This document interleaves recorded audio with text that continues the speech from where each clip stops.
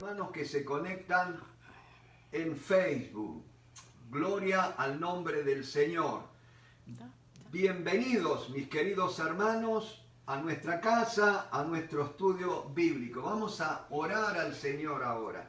Padre, en el nombre del Señor Jesucristo, venimos a presentarte en nuestras vidas, Señor, como vasos frágiles, Señor, vasos de barro, pero depositarios de ese tremendo tesoro que es tu Santo Espíritu. Gracias te damos, Señor. Te invitamos en esta noche a que nos enseñes. Enséñanos tú. Recuerda a mis hermanos aquellas palabras que necesitan oír. Quizás en este tiempo de duda, de incertidumbre, de confusión, tú tienes una palabra clara en esta noche. Gracias porque tú nos has prometido guiarnos a toda verdad. Señor, que tengamos un corazón dispuesto, un oído atento para oír tu voz en esta noche. Proclamamos el poder de la sangre de Cristo sobre nuestras vidas. Gracias te damos, Señor, en Cristo Jesús. Amén, Señor. Gloria a Dios. Y en esta noche algunos han recibido un mensajito de invitación para este estudio bíblico y donde les decíamos convicciones firmes igual a relaciones fuertes, ¿no es cierto? Saludables. Y vamos a leer rapidito en Romanos capítulo 14, verso 1. Y dice la palabra de Dios: recibid al débil en la fe, pero no para contender sobre opiniones. Primera cosa, primero alto que hacemos en esta noche, la palabra recibir. Esa es una palabra muy rica, muy expresiva, que quiere decir recibir hacia uno, tomar para uno mismo.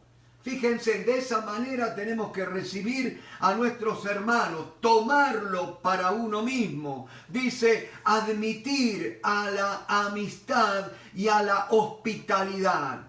Tanta falta nos está haciendo en estos tiempos, mis hermanos, en estos tiempos de falta de abrazos, de falta de esos besos que tanto anhelamos, pero en esta noche tiene que haber la disposición en nuestro corazón de recibir a los hermanos, recibirlos, acuérdense, admitirlos a la amistad. ¿Estás dispuesto a abrir las puertas de tu corazón para no solo ser hermanos? Porque muchas veces decimos hermano, hermano, porque ni siquiera sabemos el nombre, pero a veces esa palabra hermano viene como un freno, como poniendo distancia, como dicen ahora, distancia social, 6 pies, ¿no es cierto? Pero en esta noche tenemos que entender que esa palabra es recibir, tomar para uno mismo, admitir a la amistad y a la hospitalidad. Gloria a Dios. Pero me dice, no para contender sobre opiniones. Mis hermanos, nunca tenemos que acercarnos a otra persona para indagar a ver qué es lo que piensa, qué es lo que cree, para entonces nosotros descargarles nuestras opiniones, nuestros puntos de vista. Eso está equivocado de acuerdo a la palabra de Dios. Y en esta noche, mis hermanos, si yo tuviera que hacer un bosquejo de este capítulo, ¿no es cierto?, de los 23 versículos de este capítulo, el primer punto sería, anótelo si tiene papel y lápiz, estoy plenamente convencido. Si vamos a encarar la vida, si vamos a vivir este tiempo de una manera saludable, de una manera que glorifique a Dios, y tenemos en primer lugar que saber que estamos bien convencidos, seguros de lo que hemos creído, ¿no es cierto? Estar firmemente convencidos. Miren, yo los invito a ir a la segunda carta de Pablo a Timoteo, en el capítulo 3, verso 14. Pablo, escribiendo como un padre a Timoteo, un verdadero hijo espiritual, ¿no es cierto? Y le dice allí en segunda a Timoteo, capítulo 3, verso 14, fíjense en lo que le escribe. Pero persiste tú en lo que has aprendido y te persuadiste, sabiendo de quién has aprendido. Mis hermanos, una cosa es ser enseñados, otra cosa es aprender.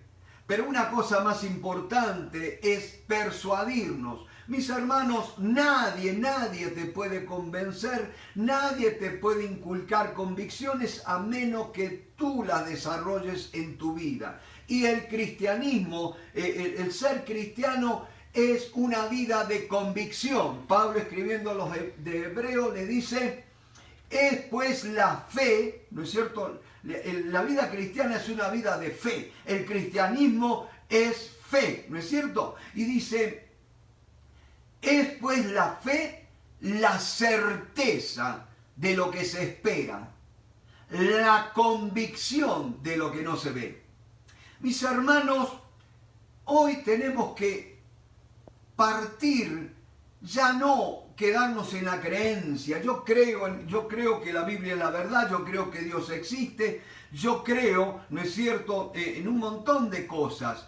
Pero el creer solamente no va a mover mi vida. Tengo que pasar de la creencia a la convicción. ¿Y qué es convicción, mi hermano? Tener convicciones es estar profundamente convencido que algo es tan absolutamente cierto que uno está dispuesto a defenderlo, sea cual sean las consecuencias. Estar tan plenamente seguro de lo que hemos creído, de lo que tenemos por cierto, que estamos dispuestos a defenderlo, sean cual sean las consecuencias, ¿no es cierto? Estar dispuestos a vivir por ellos. Alguien dijo, opiniones son lo que yo sostengo, mientras que convicción es lo que me sostiene a través de los tiempos. Yo me acuerdo, un tiempito atrás, hay un chico, más chico, ya pasaron los años, ¿no es cierto? De allí de Oliva, en la provincia de Córdoba, mi pueblo, ¿no es cierto? Gustavito Ceballos, un querido hermano, si me está viendo, vaya un saludo para él en esta noche. Y hacía más de 30 años que no nos veíamos. Y Alicia se enteró vía Facebook que él, vive en el estado de Virginia y que en esos días venía a predicar a Miami y en una iglesia conocida, ¿no es cierto? Y entonces le dijo a Alicia que lo íbamos a ir a ver y me dice, sería lindo encontrarnos. ¿Y cuál sería mi sorpresa cuando estábamos en el estacionamiento, como dicen acá en el parqueo? Me bajo del auto con Alicia y a lo lejos veo a este chico y me dice, Luisito, dice, con menos pelo pero igualito, me dice. Con menos pelo pero igualito, le salió el cordobés de ahí adentro, ¿no es cierto? Y qué lindo que después, antes de la reunión, nos invitaron los pastores a él a reunirse en una sala que ellos usan para orar y estar un tiempo ministrando al Señor antes de empezar la reunión. Y dice Gustavo si me podían invitar a mí. Y estuve con ellos y estábamos sentados allí en una mesa charlando y antes de orar. Y él no dejaba de mirarme. Entonces uno de los pastores dice, y dice, me apuntó con el dedo Gustavo, que hacía más de 30 años que no lo veía, y me dice, Luisito tuvo una conversión tan radical que fue notoria allí en Oliva, en la provincia de Córdoba. Tan radical fue su conversión al Señor que trajo a su mamá, a su hermana, a los pies del Señor. Y alguien que me conoce hace ya como 25 años, que vive acá en Miami, dijo, pero sigue siendo radical, dice. No del partido político, para los que me están escuchando allí en Argentina, sino radical de principio, de fundamentos, ¿no es cierto? Y qué lindo que es, mis hermanos, que alguien, cuando pasa el tiempo, sepa dónde nos va a encontrar, que no somos de aquellos que un día decimos una cosa y otro día decimos otra y nos acomodamos a las circunstancias, ¿no es cierto? Pero Pablo le dice a Timoteo, pero persiste. Acá está la clave de la vida cristiana, mi hermano. No es una vida por emociones, no es una vida por momentos, por circunstancias, que va siendo movida como las olas agitan a un pedazo de madera en el mar, ¿no es cierto? Nuestra vida tiene que ser una vida que persiste en lo que has aprendido y te persuadiste. A mí me pueden enseñar, pero yo me tengo que persuadir. ¿Y de qué manera me persuado? Meditando en esta palabra, poniéndola por práctica, convenciéndome de que esta palabra es verdad, mis hermanos. Y eso se va haciendo carne en mí. ¿Me explico? Y dice que desde la niñez has sabido las Sagradas Escrituras. Ese es el fundamento para toda convicción firme. Las Sagradas Escrituras, mis hermanos. No hay otra cosa, no hay otro fundamento para ser hombres y mujeres de convicciones firmes. Las Sagradas Escrituras, la Biblia, la palabra de Dios, ¿no es cierto? Y dice, las cuales te pueden hacer sabio.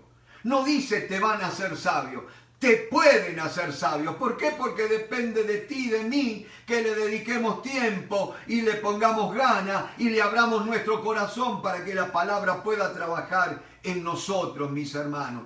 Claro, hay cosas antagónicas en nuestras vidas que vienen a competir con la palabra de Dios por el crecimiento en nuestros corazones. Y allí nosotros tenemos que sacar esas cosas que sean antagónicas a la palabra de Dios. Y en esta noche vamos a ver un poco eso. Dice, te pueden hacer sabio para la salvación. A veces oramos por sabiduría para fulano, mengano. Pero mi hermano, si ese hombre no toma la palabra de Dios en su mano y la empieza a leer, está muy lejos de la sabiduría, por más que oremos por sabiduría. Dice la palabra de Dios, te pueden hacer sabio. Yo quiero ser un hombre sabio. Y te invito en esta noche a que le digas al Señor, Señor, yo quiero ser un hombre sabio. Y ahí donde el Señor te va a decir, como me lo dijo a mí hace mucho tiempo, permanece en mi palabra. Gloria a Dios, persiste en lo que has aprendido. Dice la palabra ser sabio para la salvación por la fe que es en Cristo Jesús. Toda la Escritura es inspirada por Dios y útil para enseñar, para redarguir. Présteme atención a esa palabra. Me enseña, pero también me redarguye. La palabra de Dios me muestra a Cristo, pero también me muestra a mí cómo estoy. Y me doy cuenta que me falta mucho.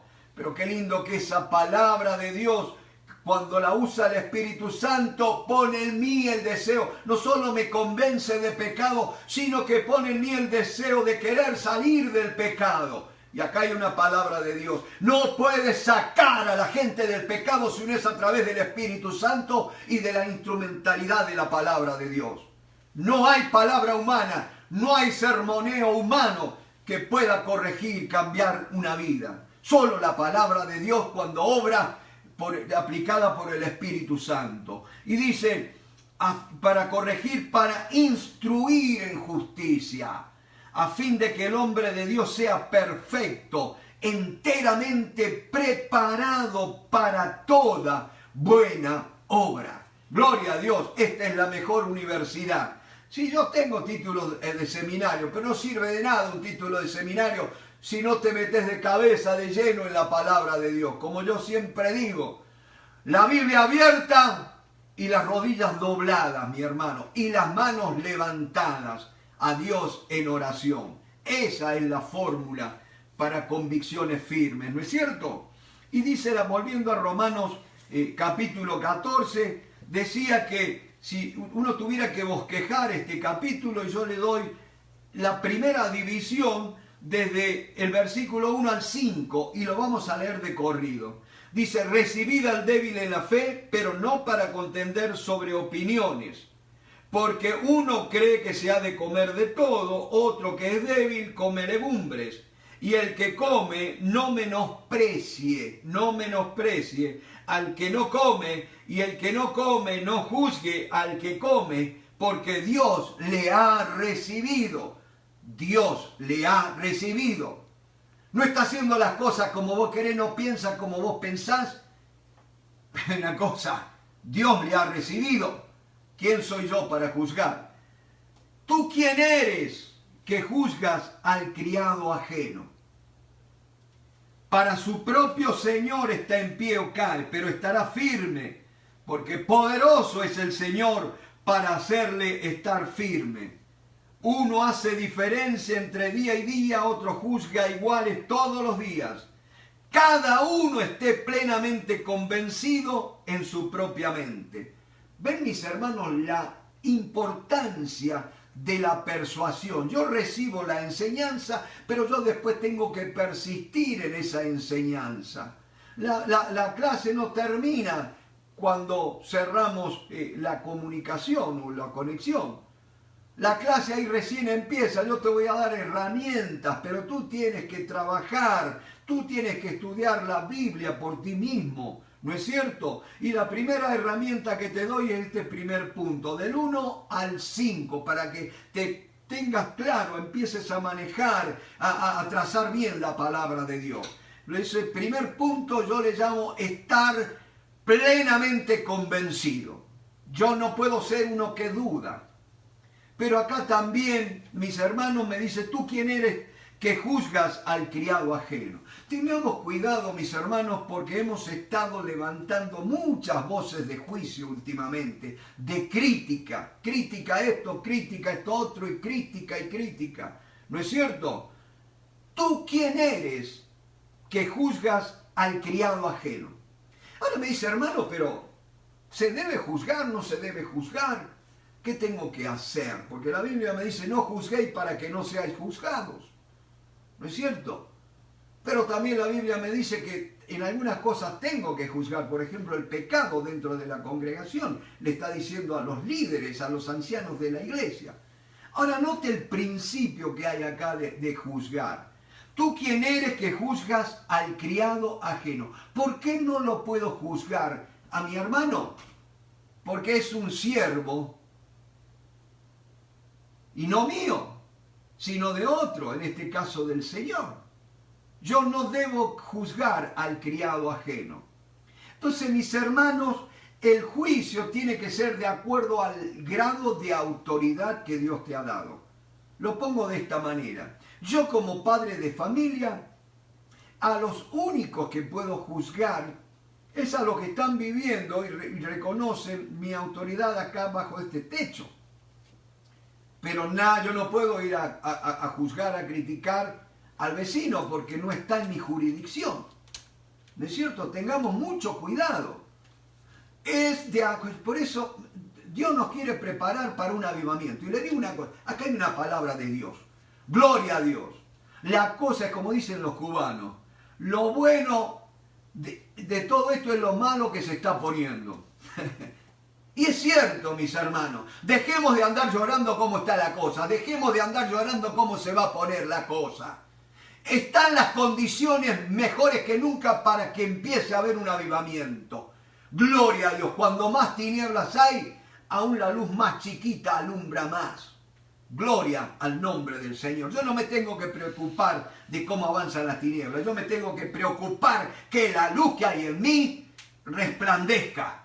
Gloria al nombre de Cristo. Y para que la luz del Espíritu Santo obre, brille a través de mí, tengo que ir al Getsemaní, allí al huerto de la oración, allí donde estaba la prensa de aceite, allí donde las olivas, las aceitunas eran machacadas para exprimir el aceite, para extraer el aceite, ¿no es cierto? Y el aceite era lo que tenían que tener en las vasijas para que, dice, tened aceite en vuestras lámparas, ¿no es cierto? Y no hagamos como hacíamos los pentecostales que cantamos, pon aceite en mi lámpara, Señor, cuando es un mandato, que es una tarea nuestra, que tenemos que tener aceite en nuestras lámparas, ¿no es cierto? Gloria al nombre del Señor. Entonces, primer punto, no debo juzgar porque no son criados de otros, son siervos de otros, no son siervos míos, ¿no es cierto? Y dice otra cosa, mis hermanos, de ahí yo puedo extraer un punto importante. Y ese punto es, no trate de cambiar a nadie. Cámbiese a usted mismo. No trate de cambiar a nadie. Yo no puedo cambiar a nadie. Satanás no puede cambiar a nadie. sí puede arruinar una vida siempre y cuando esa vida le dé lugar. El único que puede cambiar una vida es Dios. Por eso es que no tenemos que andar juzgando y por eso podemos tomar el segundo punto que en esta noche le quiero compartir y es acepte pero no apruebe. ¿Cómo es eso? Mis hermanos, nosotros debemos aceptar a toda persona. No tenemos que ser discriminadores. No tenemos que ser gobernados por prejuicios, ni siquiera por banderías. Dios nos ha llamado a un ministerio de reconciliación. ¿Y cómo vamos a estar reconciliando si nos hemos parado en un bando? Papá, el que está en el otro bando, ¿quién se va a querer reconciliar contigo? Y Dios nos ha mandado a reconciliar al mundo con Él, ¿no es cierto? Y dice la palabra de Dios, el que hace caso del día lo hace para el Señor, y el que no hace caso del día para el Señor no lo hace. Ahora note una cosa, ve cómo la verdad se puede ver de distintos enfoques. Es tremendo esto. Es tremendo esto. Solo Dios tiene todo el panorama. Nosotros vemos hay cosas que se nos escapan. ¿Vio cuando uno va manejando? Ahora los autos los promocionan porque dice que trae ayuda para los puntos ciegos. ¿Vieron cuando usted no puede ver que a veces tiene un auto pegado al suyo y no lo ve por el espejo? Y nosotros tenemos puntos ciegos también. Hay cosas que no vemos.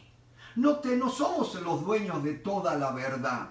Por más que digamos que vengo de parte de Dios. ¡Ojo! Que tiene que haber humildad en nosotros. Y dice la palabra, el que hace caso del día, lo hace para el Señor. Y el que no hace caso del día, para el Señor no lo hace. El que come, para el Señor come, porque da gracias a Dios. Y el que no come, para el Señor no come, y da gracias a Dios. Porque ninguno de nosotros vive para sí, y ninguno muere para sí. Pues si vivimos, para el Señor vivimos, y si morimos, para el Señor morimos. Así pues, sea que vivamos o que muramos, del Señor somos. Porque Cristo para esto murió, y resucitó, y volvió a vivir, para ser Señor, así de los muertos como de los que viven. Y la versión más clara del manuscrito en griego, no dice para ser Señor, dice para señorear o para enseñorearse de aquellos, tomar control de aquellos que ha salvado en la cruz del Calvario, aquellos que acuérdense que ser salvo es haber confesado a Jesucristo como Señor, no como Salvador, sino como Señor. Y si reconoces a Jesús como Señor, como consecuencia te viene la salvación. ¿No es cierto? Gloria, gloria al nombre del Señor. Y fíjense, entonces estoy plenamente convencido de lo que hago. Segundo punto, lo hago para el Señor. Importante, mis hermanos, cada vez que nos vayamos a meter en hacer algo, para comprometernos con algo, tengo que pensar, ¿esto que voy a hacer es para el Señor o para agradarme a mí? ¿Es para el Señor o porque me identifico con esa causa? No, es para el Señor. Piensa un poquito. De todo lo que has estado haciendo últimamente, ¿lo hubiera hecho Cristo? Tenemos que volver al Evangelio para ver cómo vivió Cristo cuando estuvo acá en este suelo de tierra. Dice la palabra de Dios, después, allí en el verso 10, pero tú, ¿por qué juzgas a tu hermano? O tú también, ¿por qué menosprecias a tu hermano? Ay, pobrecito, ese no piensa como yo, pobrecito, es esto, es aquello. No, mi hermano, tengamos cuidado. Tengamos cuidado, porque esa persona que a veces nosotros menospreciamos, el Señor la ha recibido.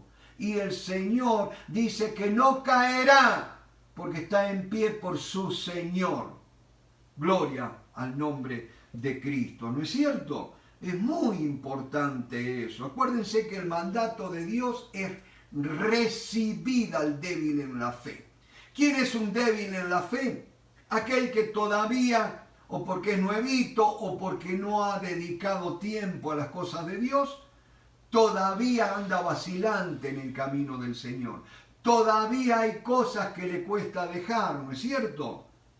Pero si somos honestos, y en esta noche le preguntáramos, ¿hay algún débil en la fe entre nosotros? Y es más que seguro que vamos a tratar de pensar en otra persona, en vez de decir, yo soy un débil en la fe. ¿Por qué? Porque siempre pensamos que el que está equivocado es el otro. Pero lo triste es que a veces el que está equivocado no sabe que está equivocado. Jesús, hablando de aquellos que nos iban a perseguir a causa de ser cristianos, acuérdense que la mayor persecución vino de dentro de los creyentes, de los judíos que decían creer en Dios. No vino del mundo, primero vino de los religiosos de aquella época. Y dicen, los que os maten creerán que están rindiendo servicio, culto a Dios. Fíjense la equivocación hasta el punto que podemos llegar. Y acá hay una diferencia que quiero hacer notar. A mí muchas veces en el trabajo me han dicho, vos sos un fanático. Y entonces me llevó a pensar, ¿qué es ser un fanático? ¿Yo soy un fanático o soy un hombre de convicciones firmes? Y ahí veíamos que un hombre de convicciones es uno que está firme, absolutamente confiado en que ha creído en la verdad. Y mire, yo no tengo que andar examinando mucho porque yo he creído la verdad y la verdad está revelada en la palabra de Dios, ¿no es cierto? Y para los que no me están viendo, estoy levantando la Biblia en mi mano, ¿no es cierto? Gloria al nombre del Señor. Y entonces le digo, ¿por qué decís que soy un fanático?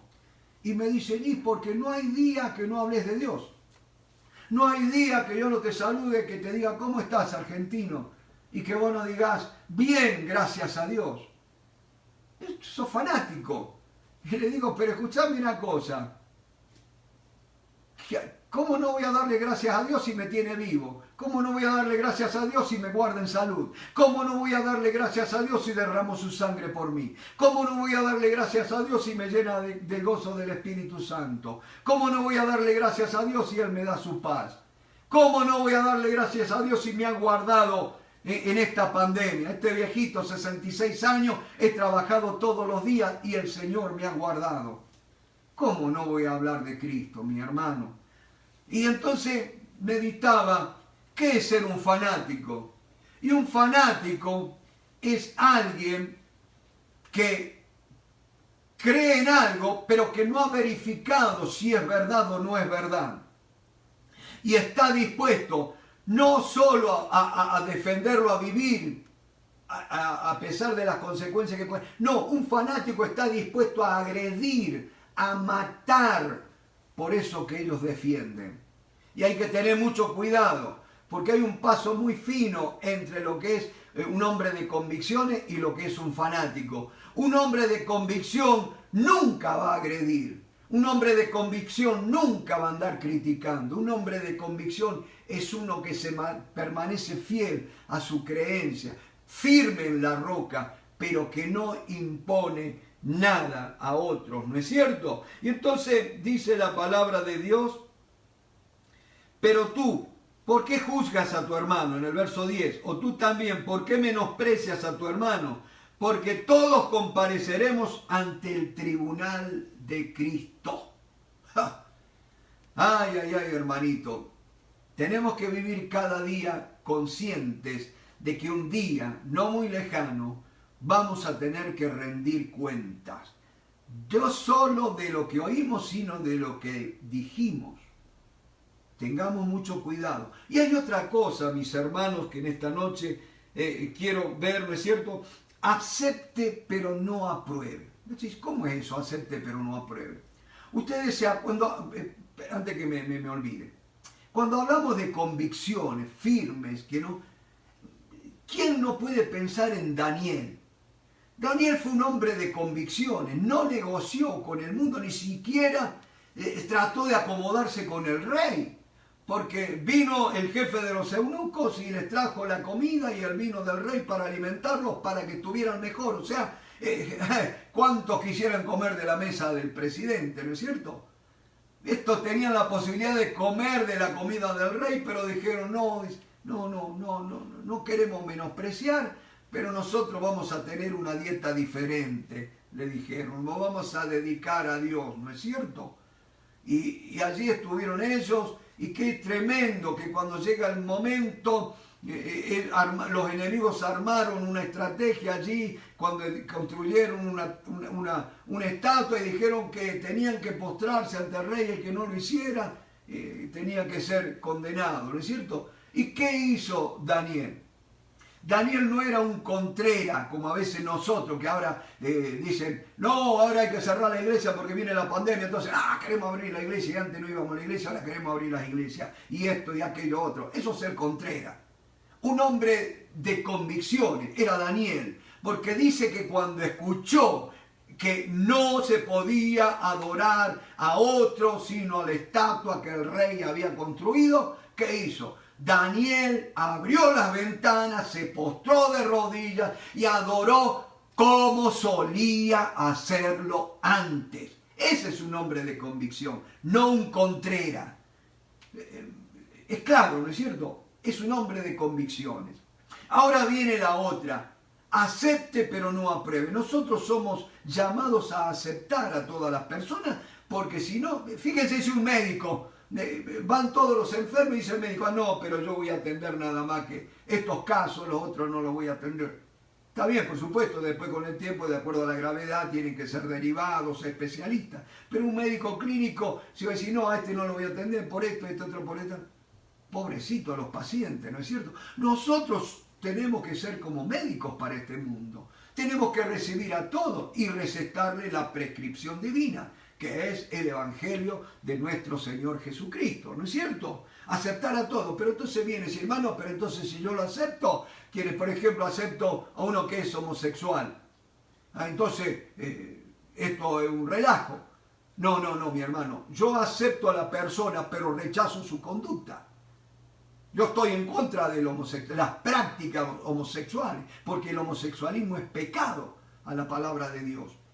Pero Dios ama a los pecadores, ¿no es cierto? Acepta a los pecadores. De hecho, a Jesús lo acusaron más de una vez de ser amigo de prostitutas, de borrachos y de publicanos. Pero si Él vino a buscar y a salvar a los enfermos, no a los sanos, ¿no es cierto? No podemos aislarnos, no podemos levantar muros, ¿no es cierto?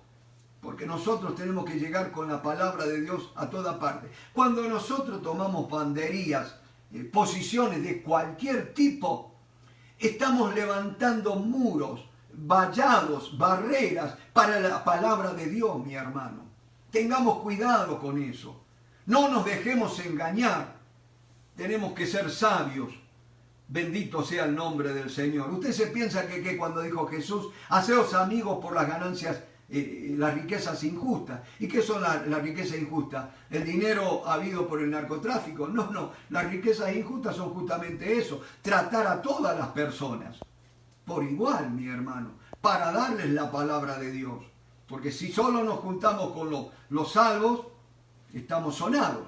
Nosotros tenemos que aceptar lo que no vamos a compartir su modo de vida, ¿no es cierto? A mí muchas veces me invitan, tomate un trago y qué sé. No, yo no bebo, ¿no es cierto? Y claro, sos cristiano. Y ya ellos mismos ya se dan cuenta, ¿no es cierto?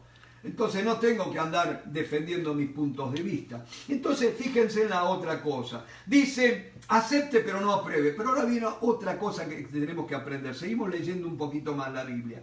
De manera que cada uno de nosotros dará a Dios cuenta de sí. Así que ya no nos juzguemos más los unos a los otros, sino más bien decidid no poner tropiezo u ocasión de caer al hermano. Fíjense, esto es para meditar, ¿no es cierto?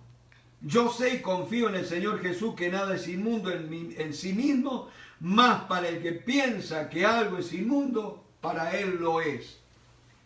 Pero si por causa de la comida tu hermano es contristado, ya no andas conforme al amor. No hagas que por la comida tuya se pierda aquel por quien Cristo murió. Tú pensabas que se perdían por decisión propia. Hay mucha gente que se puede llegar a perder a causa nuestra, mi hermano. Tengamos cuidado con lo que nosotros hacemos y decimos. Mi hermano, tenemos que decir la verdad, sí señor. Pero ojo, ¿cómo la decimos? A veces decimos, pero Jesús dijo. Sí, papá, pero Jesús derramó su sangre. Yo no derramé la sangre mía por ninguno. Tengamos cuidado, porque Pablo enseña en Efesios capítulo 4, verso 5, que digamos la verdad en amor. No porque a veces decimos, no, porque yo no tengo pelos en la lengua y digo las cosas así. No, no, no. Eso es ser bruto.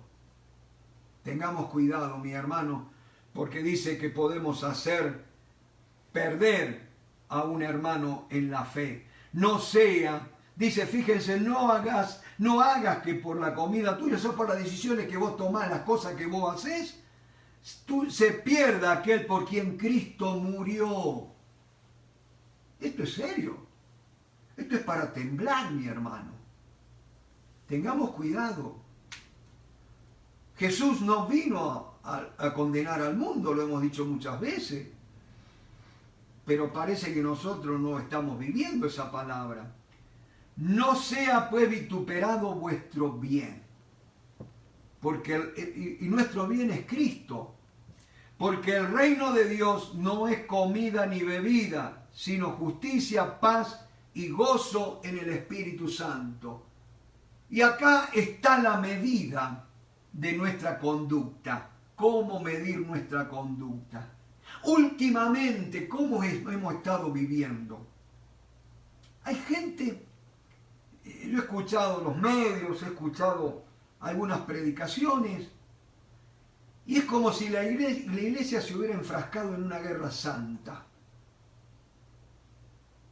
Y he notado cualquier cosa en la voz en menos gozo. El reino de Dios no es comida ni bebida, sino justicia, paz y gozo en el Espíritu Santo. Tremenda medida, ¿no es cierto? Y acá viene algo que tenemos que aprender. Enseñe la verdad, no la imponga. Enseñe la verdad, no la imponga. Vayamos rapidito mentalmente a un encuentro allí en Juan capítulo 4, ¿se acuerdan Jesús? Y aquella mujer junto al pozo de agua, la mujer samaritana. Qué tremenda enseñanza que nos da Jesús. Me acuerdo cuando yo las primeras clases que estaba dando como profesor del Seminario Bíblico de Fe, tuve que, justamente había una materia que tomaba como base este capítulo 4, se llamaba la materia Relaciones Humanas, ¿no es cierto? El capítulo 4, el encuentro de Jesús con la mujer samaritana. Qué tremendo, Jesús viene y no le dice, ¿qué tal, buen día? Ni nada, simplemente, dame de beber. Tremendo, ¿no es cierto? Dame de beber. Y después sigue charlando y le dice, ve, llama a tu marido. Fíjense cómo Jesús le va sacando, vamos a decir así, los trapitos al sol, ¿no es cierto? Le va sacando los pecados y le dice, llama a tu marido. ¿Y qué le dice la mujer? No le dijo Jesús, la mujer le dijo, no tengo marido. Fíjense, Jesús le dice, has dicho bien, 5 maridos has tenido. Y el que ahora tienes no es tu marido. Si le hubiera agarrado un legalista, un religioso, le hubiera dicho, adúltera, ya vas por el 5º. No. Le hubiera hablado en contra del adulterio, le hubiera hablado en contra del divorcio, todo. No, mi hermano, el mundo está en pecado porque no tiene a Cristo. Si Cristo hubiera empezado a acusarla y esa mujer se hubiera terminado yendo y Jesús no le hubiera podido dar el agua de vida que Él vino a dar. Y qué tremendo que esa mujer ya después dice, me parece que tú eres profeta. Y qué tremendo, mis hermanos, por ese tiempito que pasó con Jesús. El mundo necesita que le demos un tiempito con Jesús. Y el mundo no lo va a encontrar en ningún templo. El mundo lo va a encontrar charlando contigo, hermano, te lo digo de corazón. Jesús vive en vos. Y Jesús quiere tener un tiempo con el pecador. Y allí estuvo charlando con aquella mujer. Y esa charla, el Espíritu Santo obrando a través de la palabra de Jesús, la fue redarguyendo de pecado, la fue convenciendo. Pero ya no solamente hizo eso, no solamente la salvó, sino que le dio tremendo ministerio evangelístico. Porque esa mujer salió de allí y fue y le contó a todos los hombres. Note una cosa, no fue a las mujeres. ¿Qué mujer la iba a querer aceptar si era una roba maridos? Pueblo chico, infierno grande, ¿no es cierto? Pero Jesús la trató con amor. La trató. Él la aceptó. No aprobó la conducta. Acepte, pero no apruebe. Nosotros queremos primero aprobar para después aceptar. Eso no funciona así. Primero tenemos que aceptar y después Dios va a aprobar. ¿No es cierto? Y ahí estuvo Jesús, esa mujer se convierte, pero no solamente se convirtió, lea este pasaje, no es esta noche el tema, pero léalo en su casa, mastíquelo y va a ver que después vienen los hombres y le pidieron que se quedara con ellos. Un pueblo, Sicar, el nombre de ese pueblo significa pueblo de borrachos. Miren qué fama tenía el pueblo. Pero todos esos borrachos vinieron y dijeron a Jesús, queremos que te quedes con nosotros. Y Jesús dice que permaneció con ellos 2 días. Y después le dijeron a aquellos hombres, dice, contigo habíamos creído un grupo, pero ahora hemos creído muchos más por la palabra de Él. ¡Qué tremendo! Eso es lo que necesita la gente, que le presentemos a Jesús, que no pongamos barrera, mi hermano. Yo, antes de convertirme al Señor, era fanático del equipo de fútbol Boca Juniors. Pero cuando me convertí al Señor, supe que si yo seguía siendo fanático de Boca, no le iba a poder hablar a los de River, que eran el equipo contrario. Y de hecho me tuve que cansar con una hincha de River, ¿no es cierto? Y suegro de River, y mis hijos de River, ¿no es cierto? Y el único de Boca soy yo. Pero renuncié a mi fanatismo para que Cristo reine en mi corazón. Nada de este mundo vale más que Cristo Jesús. Nada. Los reinos de este mundo van a pasar. Todo lo que vemos pasará. Pero los que hacen la voluntad de Dios permanecen para siempre. Acuérdate, enseña la verdad, pero no la impongas.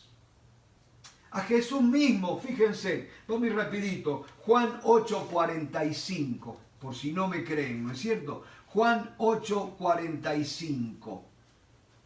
Juan 8:45 dice la palabra de Dios. 8:45, fíjense, dice, versículo 45, y a mí, porque digo la verdad, no me creéis. Miren si Jesús no tenía para imponerse, para imponer lo que estaba enseñando. Y a mí, porque digo la verdad, no me creéis. No No dijo, miren, yo soy, y si no me aceptan a mí, se van al infierno, y que esto y que el otro. No. Acuérdate que si hablas la palabra de Dios, por eso es muy importante pasar tiempo a solas con Dios, con la Biblia abierta y de rodillas, y las manos levantadas. Y te regalo un caramelo, un candy, como dicen acá.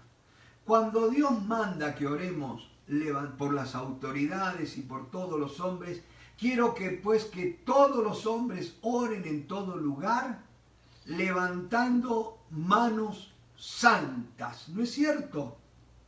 Y ahí aprendí una cosa, ya le compartí a algunos hermanos esto, pero te lo comparto en esta noche a aquellos que están viendo por Facebook. Cuando yo levanto mis manos, no puedo tener un dedo apuntando a alguien, ¿no es cierto? ¿Se entiende la ilustración? Yo levanto mis manos y no puedo andar señalando las faltas de otro. Ahora yo te digo una cosa, no podés empezar a orar seriamente por una persona sin que muy pronto empieces a sentir amor por esa persona. ¿Por qué? Porque las manos levantadas, como decía un hermano nuestro, don Roberto Romanenghi, allá de Rosario, en Argentina, decía, las manos que se levantan son como las patitas de un enchufe que se conectan a la 220. Decía 220 porque en Argentina la corriente es de 220 voltios, ¿no es cierto? Acá sería a las 110 o 120, ¿no es cierto? Cuando mis manos se levantan, se conectan, se enchufan al poder de Dios. Gloria a Dios. Acuérdense cuando Moisés estaba allá en el monte, orando a Dios, el pueblo prevalecía. Cuando a Moisés se le cansaban los brazos, hubo dos siervos, Aarón y Hur, ¿no es cierto? ¿Qué hicieron? Pusieron una piedra, una de cada lado, y le sostenían las manos a Moisés. Note que ellos no dijeron, se está cansando Moisés, voy a orar yo en lugar de él. No. Ellos reconocieron que el medio que Dios había puesto, el instrumento, era Moisés. Entonces ellos se pusieron por debajo a sostenerle las manos. Gloria al nombre de Cristo. Bendito sea el Señor. Y allí cuando Moisés prevalecía, la mano levantada, el ejército de Dios, la nación de Dios, prevalecía al mando de Josué. Gloria al nombre de Cristo. En este tiempo, mis hermanos, que muchos cristianos están, yo calculo que como se deben haber sentido los cristianos de la Edad Media, ¿se acuerdan cuando pensaron de que eran por las cruzadas que tenían que ir a reconquistar la Tierra Santa y los santos sepulcros y todos los lugares, ¿no es cierto?, que habían sido invadidos por los musulmanes e iban con la cruz pintada en los escudos y qué sé yo, y en el nombre del Señor, y flor de paliza que les pegaron los musulmanes. Y yo creo que tiene que haber habido tan desconcierto. Ellos habían orado por Dios, habían invocado a Dios, creían que estaban defendiendo la causa de Dios, y Dios, ¿dónde se metió que no los defendió? Mi hermano, Dios no defiende inventos de hombre. Dios defiende aquello que inicia Él. Por eso tenemos que tener un oído atento a la voz de Dios. Enseñe la verdad, no la imponga. Y ahora respete, ya terminando, respete la libertad de otros sin dejar sus principios. Hay gente que va a decidir vivir como ellos quieran. Yo los tengo que respetar, ojo. Vivimos en un mundo civilizado, tengo que respetarlo. Yo no tengo que ser un cruzado que anda pegando espadeos bíblicos, estocadas bíblicas por todos lados. Así no vamos a ganar a nadie, mis hermanos. El amor, acuérdense que una gota de miel atrae más hormiga que 1000 litros de vinagre. El amor es lo que necesita este mundo. El amor es el que cambia. Fue el amor de Cristo el que cambió a aquella mujer. O la otra mujer cuando fue hallada en el acto mismo del adulterio. ¿Se acuerdan?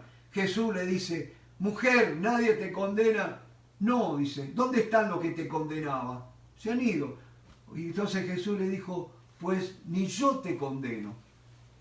Vete y no peques más. El mundo está necesitando eso, mis hermanos, que ser soltados por el amor de Dios. Pero si no amamos, es muy difícil que el Espíritu Santo obre a través de nuestra vida para convencer al mundo de pecado, de justicia y de juicio. De pecado no dice porque están en esto, están en aquello, sino porque no han creído en mí. Esa es la gran falencia de los Estados Unidos de América. Han tenido religión, han tenido mucha actividad eclesiástica, pero ha faltado que Cristo reine en los corazones, que Cristo sea el Señor de los Estados Unidos de América. Dios me los bendiga en esta noche, mis hermanos. Les agradezco por este tiempo y la paz del Señor sea con todos ustedes. Amén.